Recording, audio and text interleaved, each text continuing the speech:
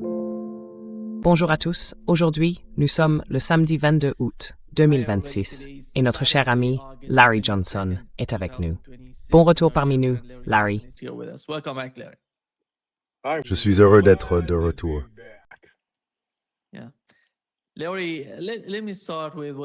Oui, Larry, laissez-moi commencer par ce qui se passe.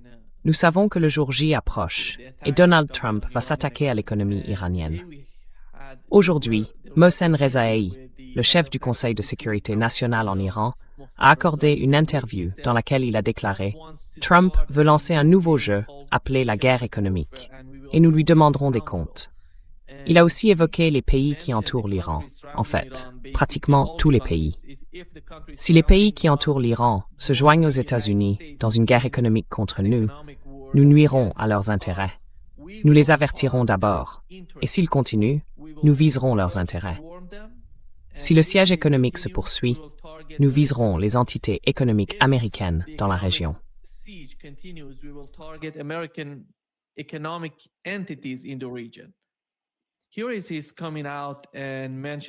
Voilà qu'il intervient et précise que ce ne sera pas la politique qu'il avait évoquée auparavant. Ce sera une offensive. Ce ne sera pas défensif. Et ils vont s'en prendre à tout ce qu'ils ont. Ils disent qu'aucune goutte de pétrole ne sortirait de la région, parce qu'ils affirment que pour l'instant, nous restreignons, nous contrôlons en quelque sorte presque ce commerce. Mais s'il se passe quelque chose, s'ils coopèrent avec les États-Unis, ils vont frapper tous ces oléoducs. Il ne l'a pas dit comme ça, mais c'est la conséquence de ses propos, le sens de ce qu'il a dit. Ils vont frapper toutes ces infrastructures dans la région. Et l'autre point, c'est que s'ils tiennent la moindre réunion avec des groupes anti-iraniens dans la région, nous frapperons là aussi. Ils parlent essentiellement de l'Irak, du Kurdistan ou de quelque part dans la région.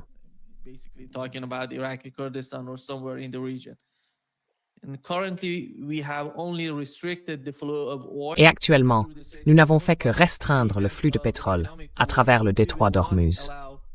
Mais en cas de guerre économique, nous ne tuilerons à aucun pétrole de quitter le golfe Persique, même par d'autres moyens. Et l'Iran est parvenu à un accord avec Oman concernant une route à travers le détroit d'Ormuz, au milieu même du détroit. Larry est simplement parti. Il va revenir. Et sur le papier seulement, le détroit d'Ormuz ne rouvrira que lorsque les Américains auront rempli leurs engagements. Voilà donc ce qui se passe. En gros, ils disent avoir défini une route. Vous savez, il y a le détroit d'Ormuz. Au milieu du détroit, ils ont défini cette route pour entrer dans le détroit et en sortir. Et ils se préparent à répondre à la guerre économique que les États-Unis ont préparée.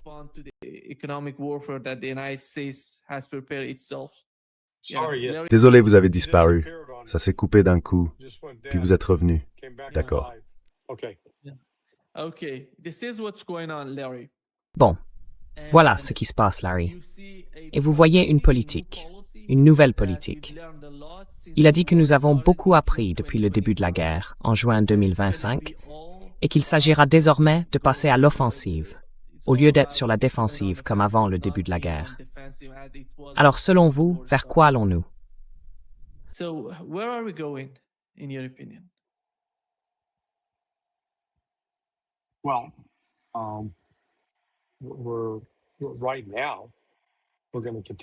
Eh bien, pour l'instant, la tendance à l'insuffisance de l'offre mondiale de pétrole va se poursuivre. Les États-Unis vont continuer à être incapables de provoquer un changement de gouvernement en Iran. Ils vont continuer à être incapables de faire quoi que ce soit militairement pour affaiblir l'Iran. Quant à savoir si l'Iran va passer à l'offensive, vous savez, je ne suis pas sûr qu'il puisse faire grand-chose. Je pense qu'une grande partie de tout cela relève des déclarations musclées. Je pense que la question plus substantielle est la suivante. Que vont faire les Émirats arabes unis et l'Arabie saoudite en réponse aux sanctions américaines? S'ils s'y conforment, ils se désignent eux-mêmes comme des cibles. Et je pense que l'Iran les frappera, ce qui aggravera encore la situation et pèsera davantage sur l'économie mondiale. Me tardera encore plus aux économies occidentales.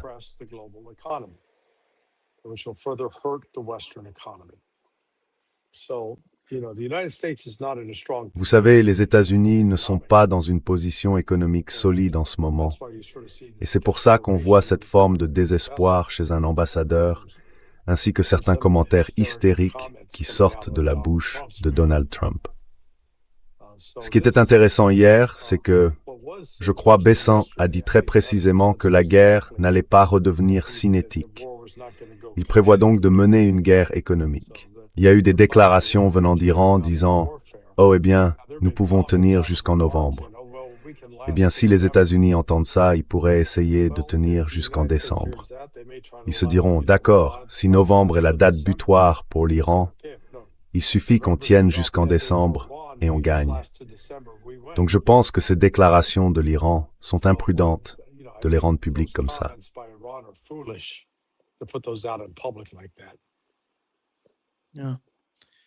Oui, mais quand il dit que la guerre ne deviendrait pas un conflit armé, ça veut dire qu'avant les élections de mi-mandat, ou même après, il n'envisage pas d'y aller. Je pense que pour l'instant, qui sait combien de temps ça implique? J'ai simplement dit, vous savez, que c'est ce qu'il a dit l'autre jour. Il n'a pas donné de calendrier. Vous l'avez entendu le dire ou pas?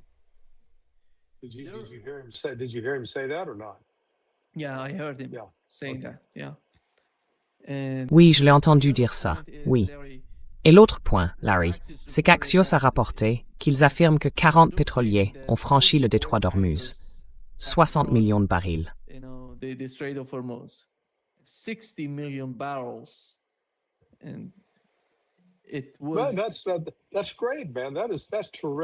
C'est super, mec. C'est formidable. La pénurie mondiale de pétrole est terminée. Tout va super, super bien. Pas besoin de sanctions, hein? Exactement. Enfin, il y a tellement de conneries qui circulent. C'est incroyable, ouais. Enfin, mettez-vous d'accord sur votre version. Ça ne peut pas être les deux à la fois.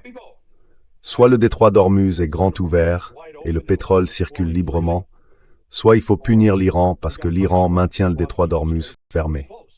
C'est lequel des deux? Ouais.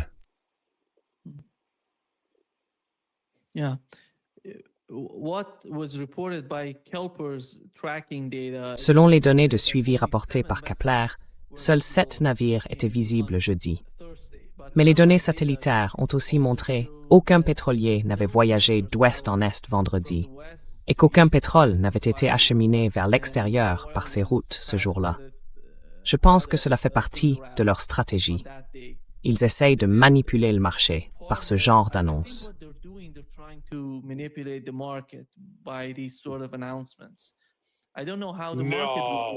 ne sais pas comment le marché réagirait, vraiment.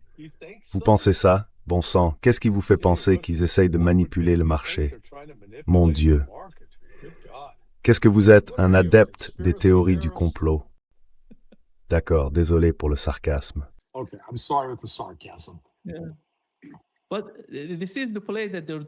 Oui, mais c'est leur stratégie, Larry. Je ne sais pas. Vous l'avez évoqué. Comment voyez-vous ces pays du CCG? Quelle pression subissent-ils? Et dans quelle situation la guerre les place-t-elle? Leurs économies? Vous savez, aujourd'hui, nous avons eu un article dans le Financial Times. Il dit que l'économie du Qatar s'est contractée de 8,6% et que le budget du gouvernement qatari a été réduit de 35%. Le fonds étranger qu'ils avaient auparavant a été réduit de 85%. Cela montre comment l'économie d'un pays comme le Qatar fonctionne en ce moment précis. Comment vont-ils coopérer avec les États-Unis dans la situation actuelle où ils se trouvent?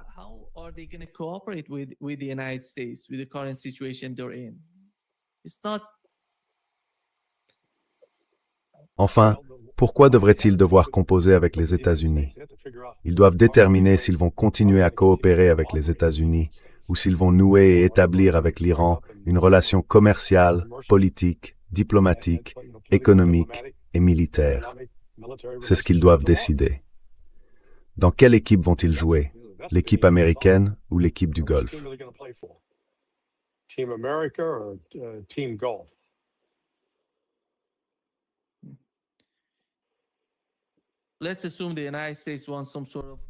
Supposons que les États-Unis souhaitent une forme de coopération de la part des pays du Conseil de coopération du Golfe. Concrètement, Que peuvent-ils faire pour les États-Unis? Car à ma connaissance, il n'existe aucun lien ni aucune relation économique entre l'Iran et aucun de ces pays du Golfe Persique. Eh bien ainsi, l'Iran et les Émirats arabes unis étaient encore forts les deuxièmes et troisièmes partenaires. Mais ils l'ont interrompu il y a seulement 2 jours.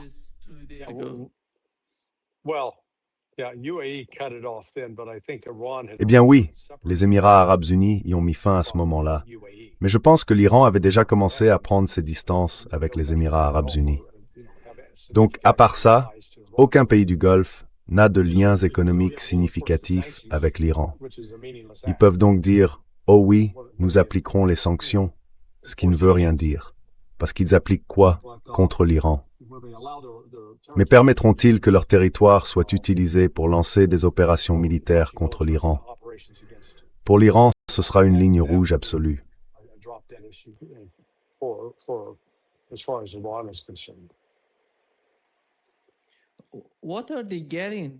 Qu'est-ce qu'ils retirent au fond de ce conflit? Je pense qu'en ce moment, ils se demandent qu'est-ce qu'ils y gagnent. Eh bien, rien. Vous parlez du Golfe? Oui. Les Arabes du Golfe? Les pays du CCG? Oui.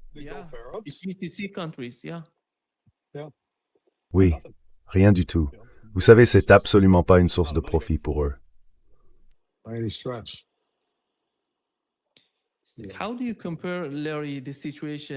Comment comparez-vous la situation, Larry? Aujourd'hui, le chef du Conseil de sécurité nationale en a parlé. Il comparait la situation dans la région telle qu'elle était auparavant et telle qu'elle est aujourd'hui. Vous, comment la comparez-vous? Vous savez, avant, les États-Unis pouvaient exercer des pressions sur les pays du CCG pour qu'ils coopèrent avec eux sur les plans militaires et économiques. Mais aujourd'hui, c'est différent, d'une certaine manière. Comment voyez-vous la différence entre cette époque-là et aujourd'hui?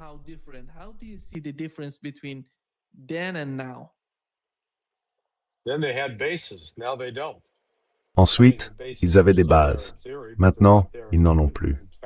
Enfin, les bases existent toujours, en théorie, mais dans les faits, elles ne sont plus là.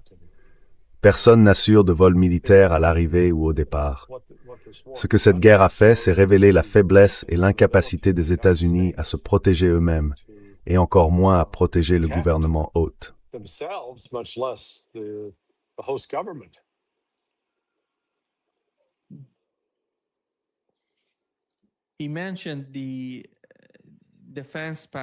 Il a mentionné le pacte de défense entre le Pakistan et l'Arabie saoudite. Et la Turquie a dit que la principale raison, c'est que les États-Unis ne sont plus, vous savez, cette puissance dominante dans la région. Donc on voit de nouvelles alliances se développer et se former dans la région. Et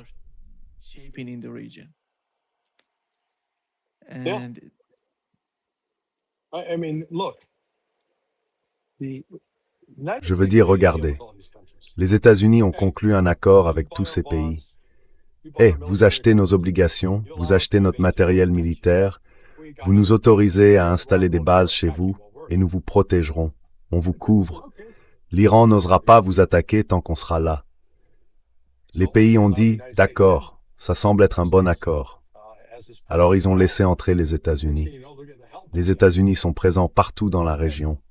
Et puis tout à coup, ces pays se font frapper. Et quand ils se tournent vers les États-Unis, ils disent « Mais bon sang, où était notre soutien ?» Donc ce que ça a fait, c'est discréditer les États-Unis. Les États-Unis ont, si vous voulez, perdu la face. C'est une expression plutôt chinoise, mais enfin, perdre la face, c'est perdre la face.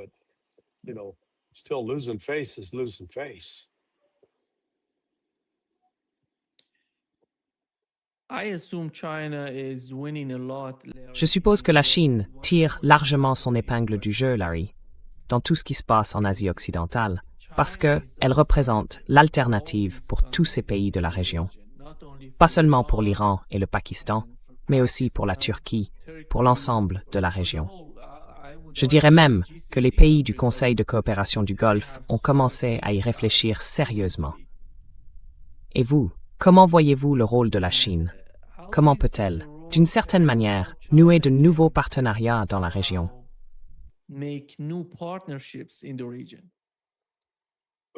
China's already made new partnerships. Eh bien, la Chine a déjà noué de nouveaux partenariats. Hier, Pepe l'a rapporté dans The Cradle. La Chine a donné des garanties au Pakistan. Le Pakistan est donc actuellement vulnérable aux pressions des États-Unis. Il a besoin d'un prêt de 10 milliards de dollars du FMI et les États-Unis laissent essentiellement entendre qu'ils vont intervenir auprès du FMI pour dire au Pakistan d'aller se faire voir, qu'il n'aura rien. Et la Chine aurait dit au Pakistan, « Ne vous inquiétez pas, on s'occupe de vous. » Je pense donc que la Chine et la Russie reconnaissent que les États-Unis subissent en ce moment une énorme pression économique.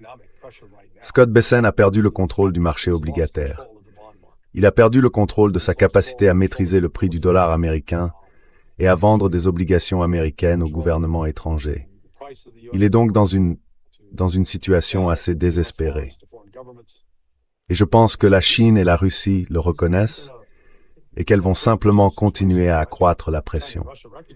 Et dans ce contexte, vous savez, protéger le Pakistan pour la Chine, c'est 3 fois rien. Pakistan is peanuts as far as China is concerned.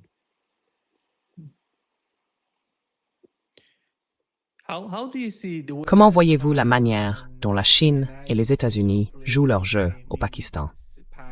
À votre avis, qui prendra le dessus à long terme? Quoi, vous voulez dire entre les États-Unis et le Pakistan?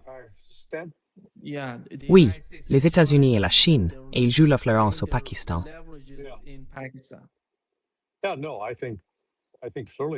Oui, non. Je pense que ce sera clairement la Chine.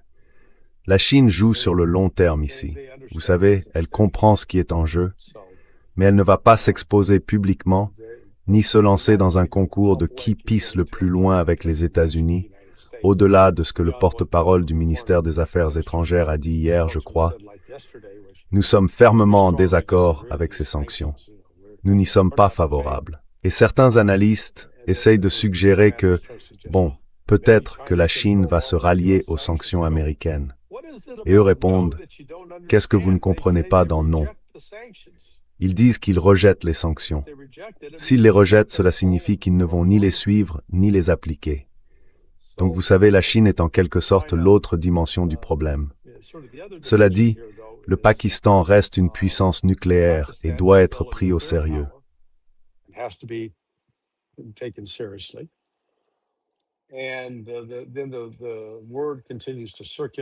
Et puis, cette idée continue de circuler en Iran. Le Parlement est... Comment s'appelle le Parlement déjà? Le Majlis. Voilà, le Majlis. Le Majlis parle d'un retrait du TNP. Or, un retrait du TNP serait interprété par Donald Trump comme la preuve que l'Iran va fabriquer une arme nucléaire.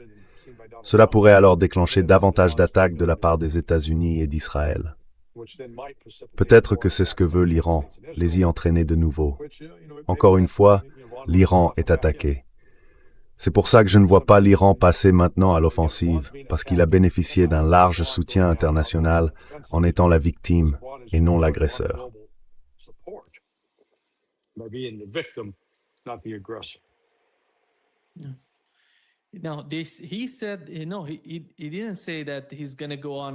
Il n'a pas dit qu'il allait passer à l'offensive sans raison. Il a dit que s'ils font quelque chose contre nous, nous frapperons la cible dans leur pays. Avant cela, nous n'attaquerons personne. Il l'a dit. Il a même dit que nous négocierions avec eux avant de les attaquer. Nous les avertirons.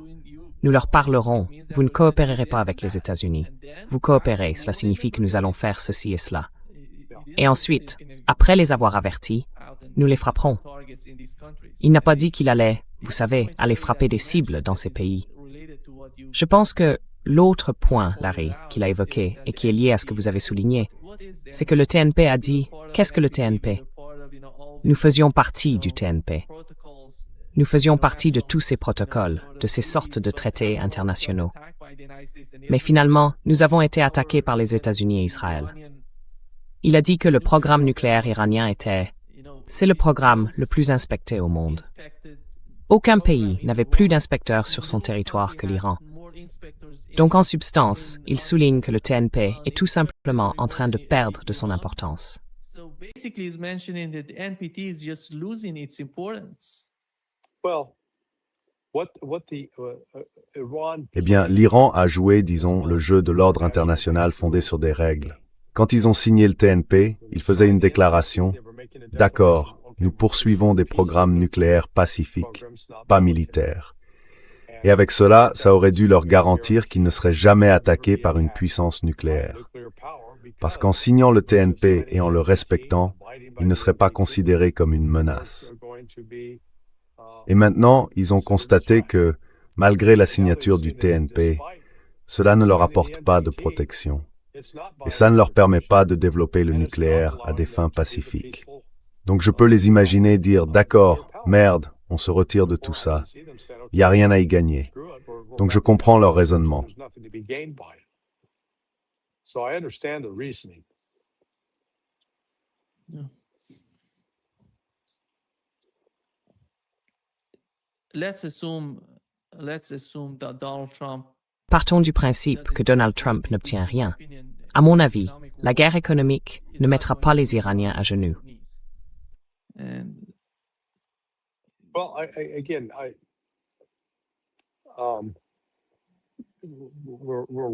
we keep looking at Iran in time slices. Encore une fois, on regarde l'Iran par tranche de temps.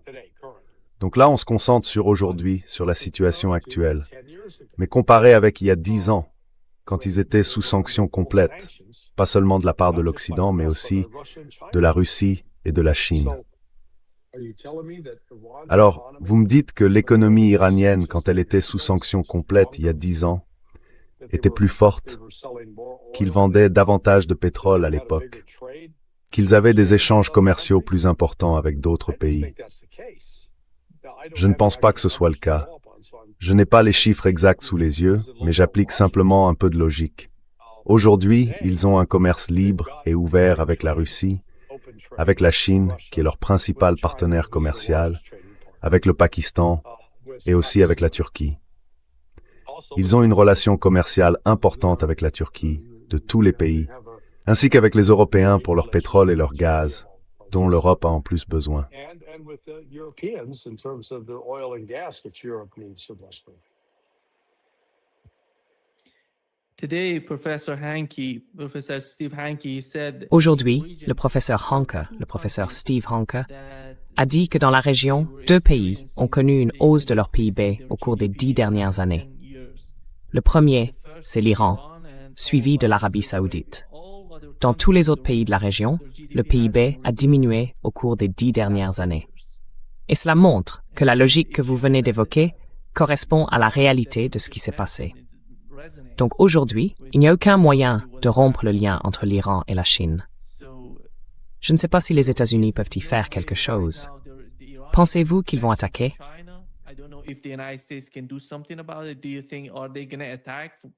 What could they do?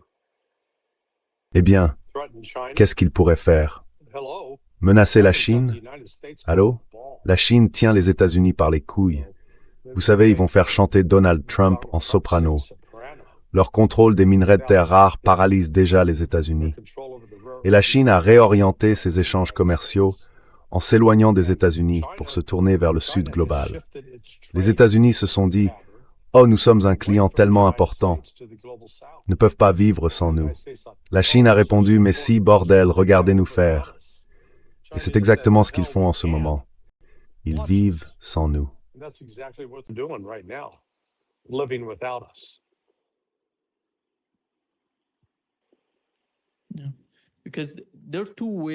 Oui, parce qu'il y a 2 façons de faire pression, s'ils veulent le faire. En gros, c'est contre la Chine et la Russie, parce que ce sont les 2 principaux partenaires de l'Iran aujourd'hui, pour le pétrole, mais aussi pour le blé et peut-être l'huile de graines, ce genre de choses, que l'Iran importe également de Russie. Donc, s'ils veulent faire quelque chose, ils pourraient utiliser les Ukrainiens. Je ne sais pas s'ils iront jusqu'à mener une sorte d'attaque dans la mer Caspienne. Okay. D'accord, si la guerre arrive aux États-Unis, Les États-Unis, peut-être. comment utiliseraient-ils les Ukrainiens? Oui, dans la mer Caspienne, pour attaquer les navires ou quoi que ce soit qui se passe entre l'Iran et la Russie. and Russia. Yeah, I think the Ukrainians got. Oui, je pense que les Ukrainiens ils ont d'autres problèmes à gérer en ce moment. They can't handle Russia. Je veux dire, ils ne peuvent pas faire face à la Russie. Ils n'ont pas de troupes, d'armes, ni de ressources en surplus pour aller essayer de provoquer quelque chose avec l'Iran. Mais vous savez, la Russie a déjà 50 000 soldats nord-coréens supplémentaires. Et pour eux, c'est comme un exercice d'entraînement militaire, sauf qu'il y a des tirs réels. Ils doivent utiliser des tactiques réelles face à des menaces réelles. Donc vous savez, je pense que ça va tellement accaparer l'Ukraine qu'elle n'aura pas le temps de se préoccuper de l'Iran.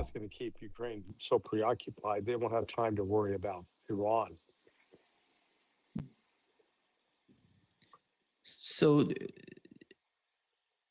how about Et qu'en est-il de la liaison ferroviaire entre l'Iran et la Chine? between Iran and China? Because C'est ouvert, non? it's open. C'est ouvert, oui.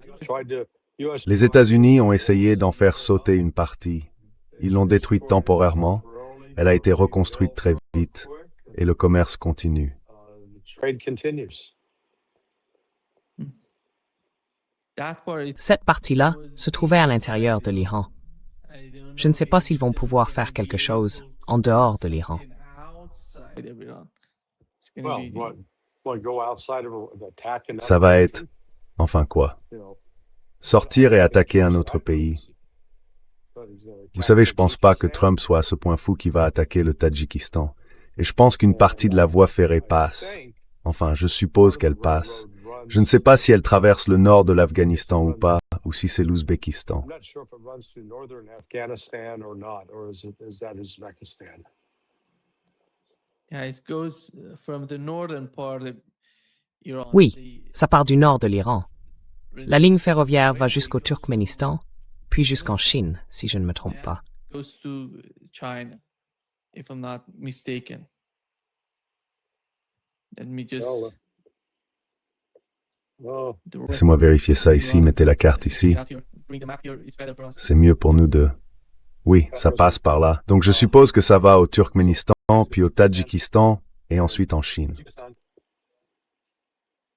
and then into China. Yeah. Here is the map, Larry. Voici la carte, Larry, vous voyez? You see? Ça passe, oui, par le It goes, Turkménistan yeah. et l'Ouzbékistan. Turkmenistan and Uzbekistan, is that? L'Ouzbékistan, exactement. Le Kazakhstan. Le Kazakhstan. Oui, donc ça longe directement le Kazakhstan et le Kirghizistan. Kazakhstan and Kyrgyzstan. and then goes to China, exactly. Et ensuite, ça va jusqu'en Chine, exactement. Ça passe par 1, 2, 3 pays. It's all Tout est relié à la partie nord de l'Iran, puis ça va jusqu'en Chine. part of Iran, Donc, and then goes si les États-Unis veulent faire quelque chose, ce sera en Iran ou à l'extérieur de l'Iran, dans l'un de ces pays. Comme vous l'avez dit, ce serait peut-être complètement fou s'ils faisaient ça. It's going to be so crazy if they do that. Ce serait un trajet en train intéressant, non? Yeah. Yeah. Oui, oui, le monde, Larry, est en train non seulement de changer, mais aussi de se redessiner, de se recomposer. Regardez toutes ces voies ferrées, ces nouvelles connexions qui se mettent en place. Le corridor nord-sud entre l'Iran et la Russie, puis les initiatives des nouvelles routes de la soie, tout cela se redéfinit. Même le nouveau pipeline qui va de l'Irak à la Syrie, puis à la Turquie. Tout cela concerne la nouvelle configuration de la région. La manière dont cette partie du monde se redessine. Toute l'Eurasie, je dirais. Whole Eurasia, I would argue. Well, look, you can make the argument that Écoutez, vous avancez que tous les pays en STAN, autrefois membres de l'Union soviétique, sont aujourd'hui indépendants de la Russie. Mais pour la plupart, ils entretiennent de bonnes relations avec la Russie. Je pense qu'il y a des exceptions comme l'Azerbaïdjan et l'Arménie, que l'Occident a, vous savez, ciblé spécifiquement pour s'en prendre à la Russie. Mais la Chine aussi s'est montrée très offensive avec son initiative des nouvelles routes de la soie, afin de développer avec tous ces pays des relations commerciales mutuellement bénéfiques. Au lieu de les exploiter, vous savez, selon le modèle occidental classique, on arrive, on crée des mines et on paie les gens une misère. Rien à voir avec ce que vaut leur travail. Nothing what the work is worth. We'll take the wealth out of the country and then On sortira les richesses du pays et ensuite tout l'argent généré le sera à l'extérieur, pas dans ces pays-là. Et c'est l'une des choses que nous voyons se produire aujourd'hui en Afrique, en particulier au Sahel. La Chine arrive et dit « Non, non, non, ça va s'arrêter. Nous allons mettre en place un nouveau modèle économique dans lequel le gouvernement local finit par en tirer profit et par gagner de l'argent. » ends up profiting, making money.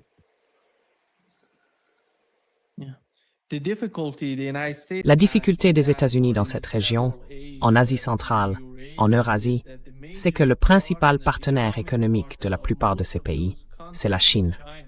Donc on voit bien le levier dont elle dispose. Comment cela va-t-il fonctionner?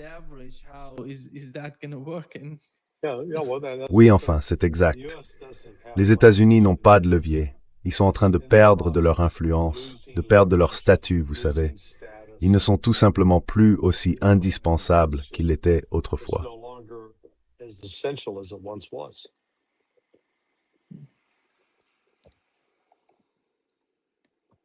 Oui, Larry, ici, en Amérique latine, je dirais qu'au Brésil, les échanges commerciaux avec la Chine sont plus importants que ceux que le pays entretient avec les États-Unis.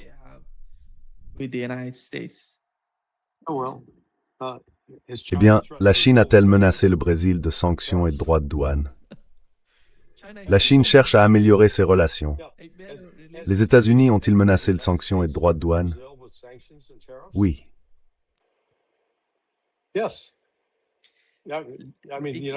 Je veux dire, les États-Unis l'ont dit. En juillet, ils ont imposé des droits de douane de 25% à l'économie brésilienne, Larry. C'était en juillet. Alors, quel est l'intérêt pour le Brésil de continuer à faire des affaires avec les États-Unis? Vous savez, de dire aux États-Unis, « Hey, on n'a pas besoin de vous. » La Chine a un marché vaste et en pleine croissance. Elle a désormais une classe moyenne importante et en expansion. Ce n'est plus l'époque où le pays était incroyablement pauvre et ne pouvait pas se permettre d'acheter des choses. Aujourd'hui, ils le peuvent. Le mode de vie de la classe moyenne et les achats qui sont en cours vont faire de la Chine le premier pays consommateur au monde, ainsi que la première économie mondiale à la place des États-Unis.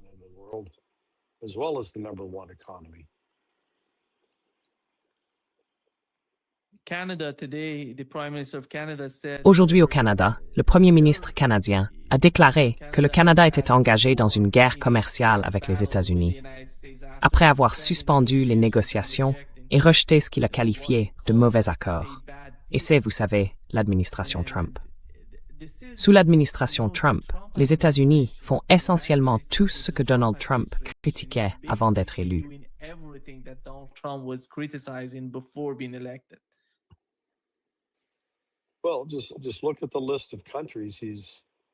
Eh bien, regardez simplement la liste des pays auxquels il fait la guerre, qu'il insulte, qu'il menace.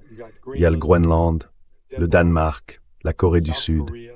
Maintenant, tous ceux qui font des affaires avec l'Iran sont menacés. Vous savez, ce n'est pas une bonne politique que de continuer à énerver les gens et à les mettre en colère. Et c'est pareil avec ce qu'ils font au Brésil et maintenant au Canada. Le Canada a dit, d'accord, très bien, nous allons nous tourner vers la Chine pour notre commerce. Nous allons nous éloigner des États-Unis.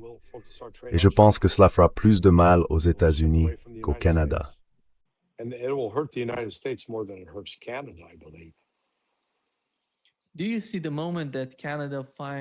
Voyez-vous arriver le moment où le Canada considérera la Chine comme, je dirais, un meilleur partenaire économique que les États-Unis? Pensez-vous que ce moment viendra?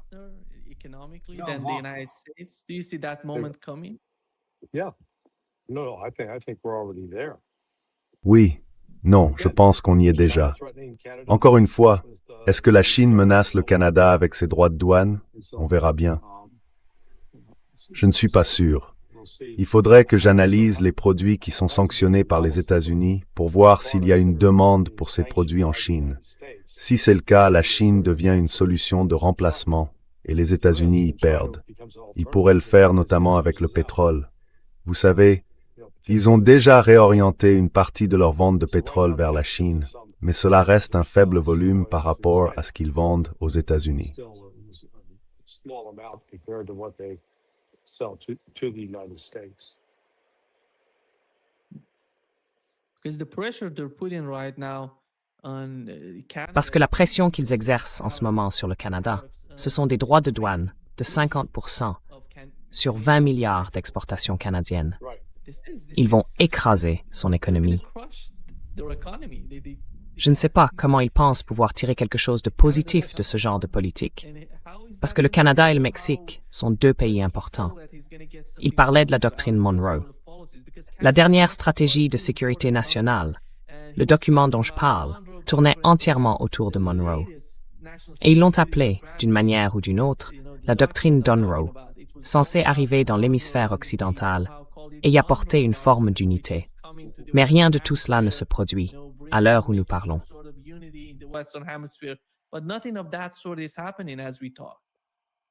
Right. C'est ça. Oui. No, I mean, it was Non. Je veux dire, c'est Trump qui a dit « Oh, on a de bonnes relations avec les Canadiens, on suspend ses droits de douane, on va discuter. tariffs on hold, we're gonna » Et ça a explosé. talk, and it blew up. Going to the Far East, Larry. En Israël, Larry, Benjamin Netanyahu a déclaré qu'il ne tolérerait pas l'existence d'un État palestinien tant qu'il serait Premier ministre d'Israël, parce que selon lui, cet État serait contrôlé par l'Iran. Je ne sais pas comment cela serait possible, qu'un État palestinien soit contrôlé par des Iraniens. Mais il avance cela comme l'un de ses arguments. Selon lui, s'il crée un nouvel État à Gaza et en Cisjordanie, il sera contrôlé par l'Iran. And in the West Bank, that's going to be controlled by Iran. Yeah. No, it's just scare tactics. Oui, non. Ce ne sont que des tactiques d'intimidation. Rien de plus. Vous savez, quand on n'a pas de politique et qu'on ne dispose d'aucun moyen efficace de levier ou de pression, il ne reste plus qu'à inventer de faux récits et à mentir. C'est ce que Trump fait en ce moment.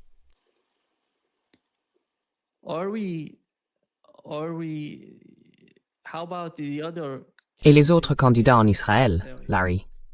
Est-ce une décision prise par les Israéliens dans leur ensemble, ou est-ce que cela concerne seulement le parti du Likoud et peut-être les partis d'extrême droite? Eh bien, c'est quoi? L'État de Palestine. Yeah, well, no, Oui, enfin non. Je pense que c'est la position unanime de tous les partis. Je le dis depuis le début. Si Netanyahou n'est pas réélu, cela ne changera pas la politique d'Israël à l'égard de Gaza, de la Cisjordanie et des Palestiniens. Elle restera la même.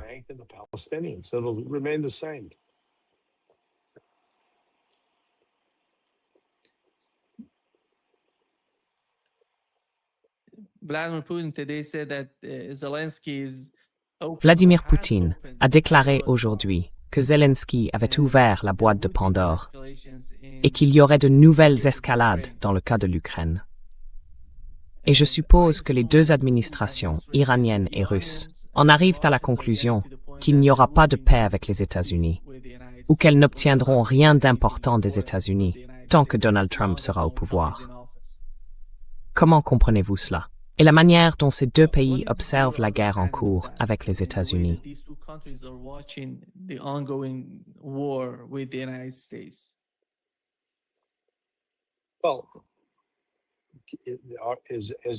Eh bien, est-ce que les États-Unis leur ont donné une quelconque raison de se rapprocher d'eux? Ou bien les États-Unis utilisent-ils des menaces pour essayer de les contraindre ou de les forcer à agir comme ils le souhaitent? Je pense que c'est la deuxième option. Je pense que cela ne fait qu'aliéner davantage ces pays et les incite de plus en plus à se détourner du pétrodollar américain et à aller voir ailleurs.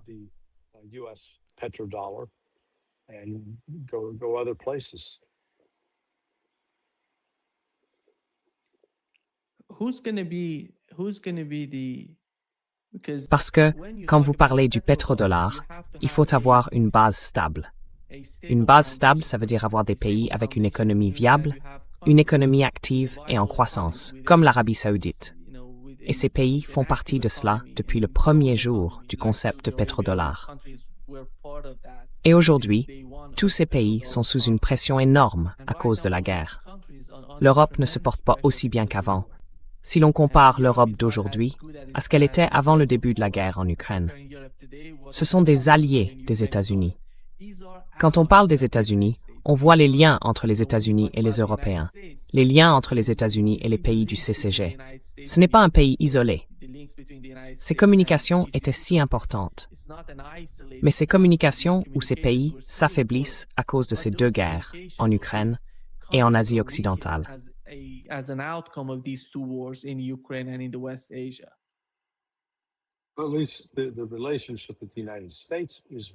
Au minimum, la relation avec les États-Unis s'affaiblit. Encore une fois, quelles incitations les États-Unis proposent-ils à ces pays pour qu'ils coopèrent volontairement avec eux? Je dirais donc aucune. Les États-Unis s'appuient sur des menaces et tentent d'exercer une pression économique sur ces pays. Cela crée au minimum du ressentiment, voire un désir de revanche. Une version study de ne pas coopérer avec les États-Unis et des alternatives toward économique.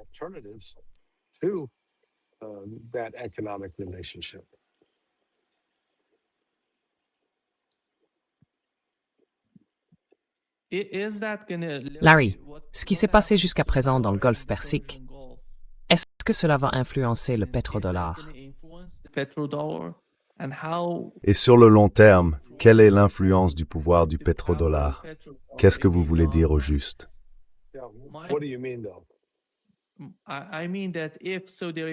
Je veux dire, si l'Arabie saoudite s'effondre, si la guerre continue, si elle perd sa capacité à exporter du pétrole, du gaz et tout ce qu'elle possède, en quoi cela va-t-il aider la puissance du dollar sur le marché mondial?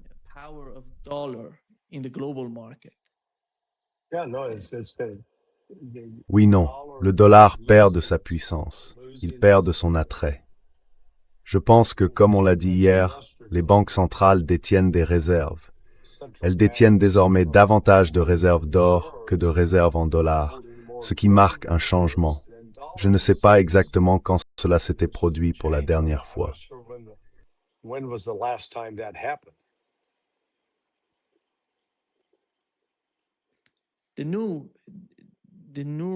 La nouvelle réalité, ce n'est pas, je ne sais pas. Peut-être parce que l'Empire se comporte de cette façon. Et ils ne vont admettre aucune forme de défaite. Parce que si vous acceptez d'avoir été vaincu, vous allez chercher une solution à cela. Mais quand vous ne l'acceptez pas, cela signifie que vous allez vous obstiner davantage. C'est ce que font les États-Unis, à mes yeux.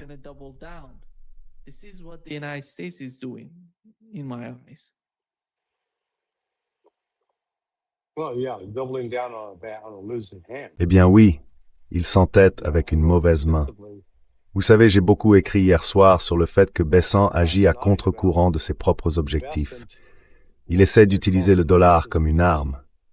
Mais plus il le fait, plus il suscite une opposition étrangère aux États-Unis. Ce qui signifie que ces pays sont moins susceptibles d'acheter des dollars américains et davantage susceptibles d'acheter de l'or.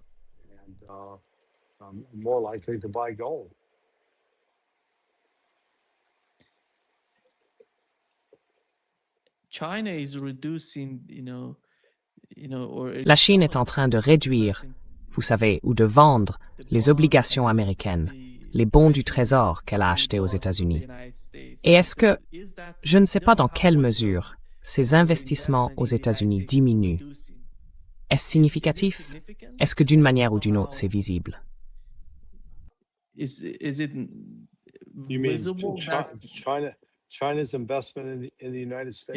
Vous voulez dire les investissements de la Chine aux États-Unis? Aux États-Unis. Oui, je ne pense pas qu'ils aient lancé un programme d'investissement massif aux États-Unis. Vous savez, en continuant d'acheter des biens immobiliers et d'essayer d'obtenir un certain contrôle ou des liens étroits avec certains secteurs des universités américaines. Oui, eh bien, cela a commencé à disparaître. De plus en plus pour les Chinois sur place, ce qui était autrefois prestigieux Être diplômé de Harvard, Yale, du MIT ou de Berkeley, les moins. Les Chinois ont désormais davantage intérêt à rester chez eux et à aller dans leurs meilleures universités. Vous avez bien plus de chances de trouver un emploi en Chine que si vous revenez avec un diplôme occidental.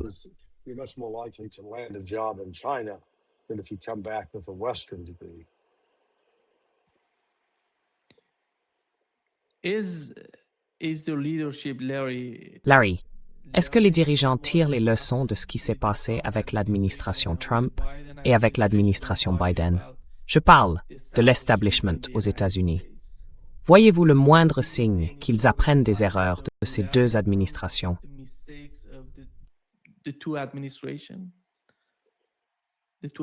Les deux administrations, celle de Biden et celle de qui est en train d'apprendre, les États-Unis ou la Chine? Je parle de l'establishment aux États-Unis, qui tire les leçons des erreurs de l'administration Biden, puis de l'administration Trump.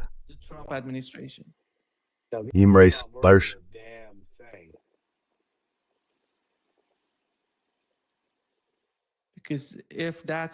Parce que si c'est le cas, ça veut dire quoi?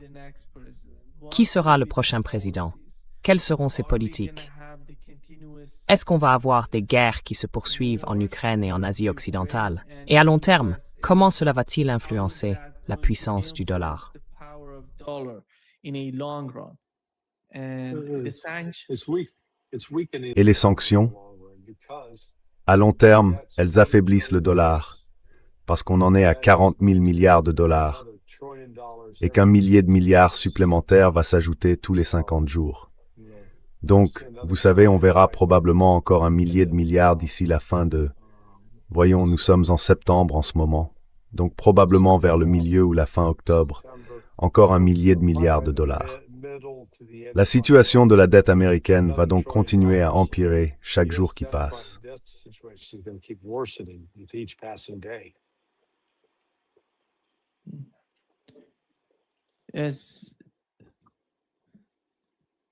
Oui, oui. Laissez-moi juste vérifier ça. Avant de conclure cet entretien aujourd'hui, Larry, il y a un autre point que je voulais vous demander. Le cas du Liban et de la Syrie. Les deux pays sont liés d'une certaine manière, vous savez, à cause de la guerre, parce qu'Israël les attaque tous les deux en même temps. Plusieurs attaques ont également été signalées aujourd'hui à Al-Mansouri, dans le sud du Liban. Comment voyez-vous la politique du gouvernement turc vis-à-vis du Liban?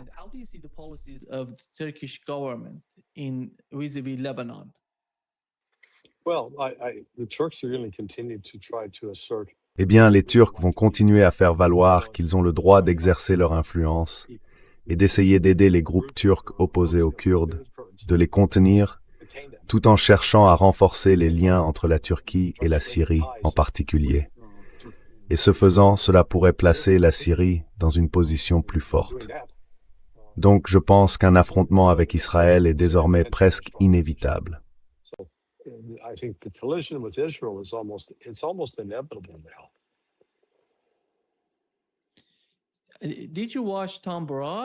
Vous avez regardé Tom Barak? Aujourd'hui, il a donné une nouvelle interview dans laquelle il parle, la façon dont il parle d'Israël. On a l'impression qu'on sait mieux ce qui se passe que Tom Barak, qui a, vous savez, qui est le...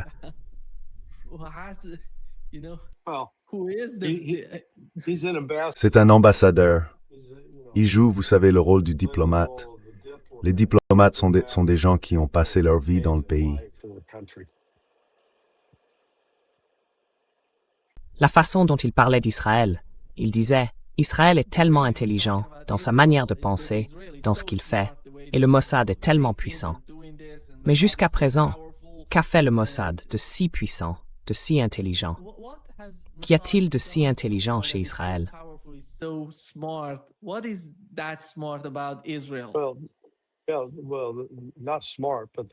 Eh bien, pas intelligent, mais ils ont mené une campagne de propagande efficace pour paraître plus puissants qu'ils ne le sont réellement. En réalité, ils ont de graves problèmes de fond. C'est pourquoi il y a eu un bouleversement aussi complet à la tête du Mossad. Et là encore, c'est une politisation du renseignement. Nous sommes confrontés à ce problème ici, aux États-Unis, et nous y sommes désormais confrontés aussi concernant le Mossad.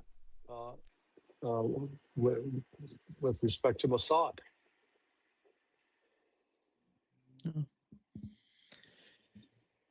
Merci beaucoup, Larry. Très bien, mon ami. C'est toujours un grand plaisir. Et passez un très bon moment là-bas. On essaiera de Sperry somewhere. À demain. D'accord. Aratha Favrower. Ouais.